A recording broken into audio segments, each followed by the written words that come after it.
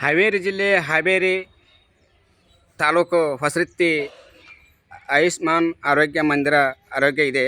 ಆದರೆ ಇಲ್ಲಿ ಏನು ಸಮಸ್ಯೆಪ್ಪ ಅಂತಂದ್ರೆ ಹೇಳ್ತಾ ಇದ್ದಾರೆ ಅಂದ್ರೆ ವೈದ್ಯರು ಸುಮಾರು 10 ಹಳ್ಳಿ ಚಿಕಿತ್ಸೆಗೆ ಒಳಪಡುವಂಥ ಬರ್ತಾರೆ, ರೋಗಿಗಳು ಬರ್ತಾರೆ. ಆದರೆ ಇಲ್ಲಿರುವಂಥ ಸಾಮಗ್ರಿಗಳಿಗೆ ಸರಿಯಾಗಿ ಒಬ್ಬರು ಕೆಲಸ ಮಾಡೋರು ಇಲ್ಲ ಅಂತ ಹೇಳ್ತಾ ಇದ್ದಾರೆ. ಲ್ಯಾಬ್ ಇದು ಮಾಡಲ್ಲ, ಲ್ಯಾಮಿನೇಷನ್ ಮಾಡೋರು ಪ್ರಯೋಗಗಳಿಗಂತ ಐತೆ ನೋಡ್ರಿ. ಇದೆ ಲ್ಯಾಬ್ ಲೆಟ್ರಿ ಅಂತಂದು ಪ್ರಯೋಗ ಮಾಡ್ಯಾರು. ಇದೆಲ್ಲ ಸಾಮಾನ್ಯ ಇದೆ. ಆದರೆ ಇಲ್ಲಿ ಒಬ್ಬರು ಇದಕ್ಕೆ ಕೆಲಸ ಮಾಡುವಂಥ ವೈದ್ಯರಿಲ್ಲ.